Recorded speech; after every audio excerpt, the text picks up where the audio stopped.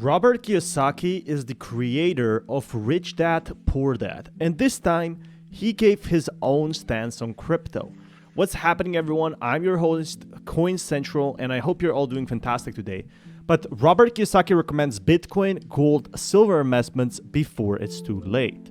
The average person who tries to save money is a loser, says Kiyosaki, while recommending investments in Bitcoin and precious metals. And there's a very clear stance he made on crypto overall. While we didn't know what exactly he did before or what his opinions were, right now, to his 2.4 million followers, he said that the fiat currencies are basically fake money system. Great news, gold breaches new highs. Bad news, workers and savers are losers. Bad news, been saying the same for 25 years. Don't be a loser. Get out of fake money system and invest in basically all these cryptos.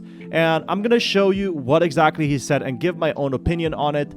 He predicted that gold would soon reach $2,100 and he expects it to rally to $3,700. And while I do agree that most likely crypto will rise as other markets will probably take a downturn with the big currency trade battle we have right now, I definitely more people are actually switching to crypto from the financial systems, and I personally think it could be both. It doesn't have to be just one single thing.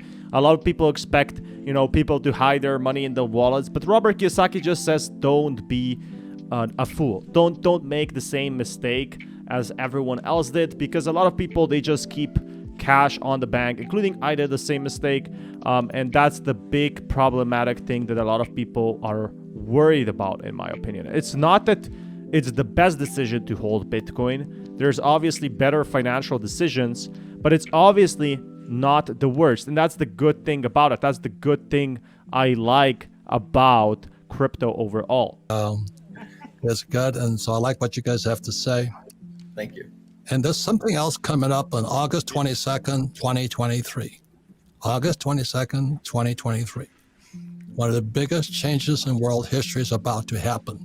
It's when the BRICS nations, Brazil, Russia, India, South Africa, now Saudi Arabia, and possibly Mexico and Japan will join the BRICS.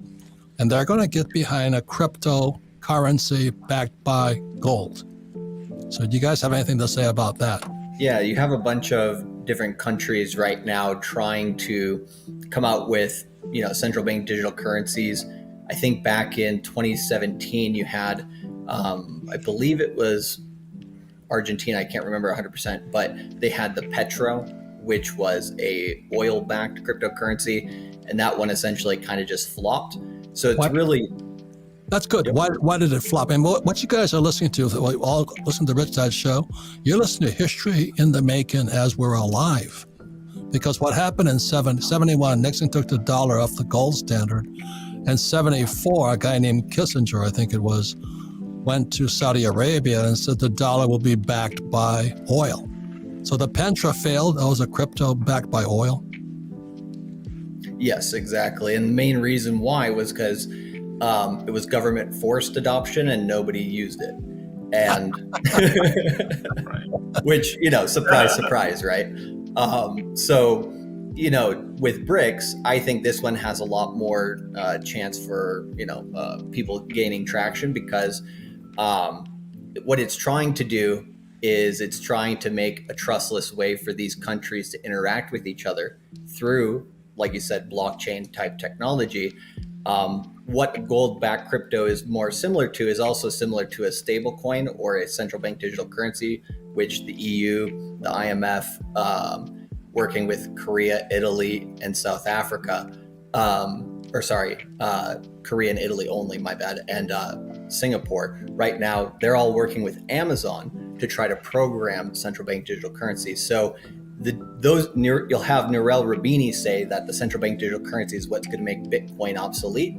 And so I think all of these stable coins, central bank digital currencies, stable coins to other commodities like gold and oil, all they're really doing is, okay, for right now, in this point in history, how can we interact with each other in a trustless way across these countries, right? In a way that we can control, because we can't control Bitcoin, right? But Bitcoin is really the answer for them.